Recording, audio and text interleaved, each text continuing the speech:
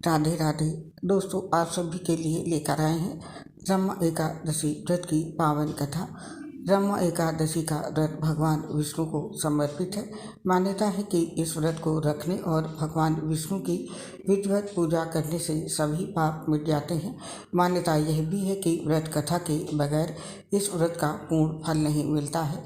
जो जातक व्रत धारण करने के साथ साथ व्रत कथा पढ़ते या सुनते हैं, उनकी हर मनोकामना पूरी होती है और उनके जीवन में कभी किसी प्रकार की कोई कमी नहीं रहती है। आइए सुनते हैं हम आप भी ये पवित्र पावन कथा सुनने से पहले अपने हाथों में थोड़े से पुष्प और अक्षत अवश्य ले लें। जय श्री राधे राधे। रमा एकादशी व्रत की पौराणिक कथा। पुराणों के अनुसार मुचकुंद नाम का एक प्रतापी राजा था। उनकी एक पुत्री थी जिसका नाम चंद्रभागा था। पिता मुचकुंद ने अपनी बेटी चंद्रभागा की शादी राजा चंद्रसेन के बेटे शोभन से करा दिया। राजकुमार शोभन की एक आदत थी कि वो एक भी समय बिना खाए नहीं रहता था। इसी बीच शोभन एक बार कार्तिक के महीने में अपनी पत्नी के साथ ससुराल आया। उस दिन रमा एकादशी का व्रत भी था। चंद्रभागा के राज्य में सभी रमा एकादशी व्रत का नियम पूर्वक पालन करते थे, तो दामाद शोभन से भी ऐसा ही करने के लिए कहा गया। परंतु शोभन इस बात को लेकर काफ़ी परेशान हो गया। इसके बाद अपनी परेशानी को लेकर शोभन पत्नी चंद्रभागा के पास पहुंचा। तब चंद्रभागा ने कहा कि ऐसे में तो आपको राज्य के बाहर ही जाना पड़ेगा, क्योंकि पूरे राज्य के लोग इस व्रत के नियम का पालन करते हैं।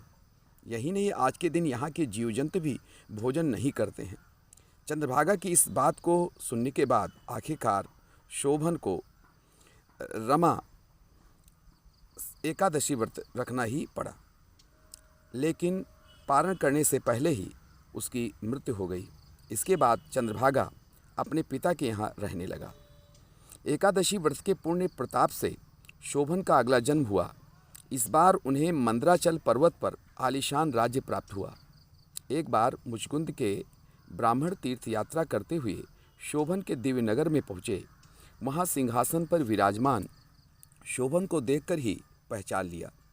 वहाँ ब्राह्मणों को देख शोभन भी अपने सिंहासन से उठकर पूछा कि यह सब कैसे हुआ। इसके बाद तीर्थ यात्रा से लौटने के बाद ब्राह्मणों ने चंद्रभागा को पूरी बात बताई। चंद्रभागा बेहद खुश हुई और पति के पास जाने के लिए व्याकुल हो गई। इसके बाद वह वाम ऋषि के आश्रम पहुंची, फिर मंदराचल पर्वत पर गई और पति शोभन के पास पहुंच गई। इस तरह एकादशी व्रतों के पुण्य प्रभाव से दोनों का फिर से मिलन हो गया। कहते हैं तभी से मान्यता है कि जो भी मनुष्य इस व्रत को रखता है वो ब्रह्म हत्या जैसे पाप से मुक्त हो जाता है, साथ ही उसकी सारी मनोकामनाएं भी पूरी हो जाती हैं। तो दोस्तों, व्रत कथा यहाँ पर संपूर्ण होती है। जोर से बोलिए जय श्री हरि नारायण की और अपने हाथों में लिए हुए अक्षत और पुष्प भगवान के चरणों में समर्पित कर दीजिए और हमें इस पोस्ट से आज्ञा दीजिए। स्वीकार कीजिए मेरा प्यार सहित नमस्कार। राधे राधे।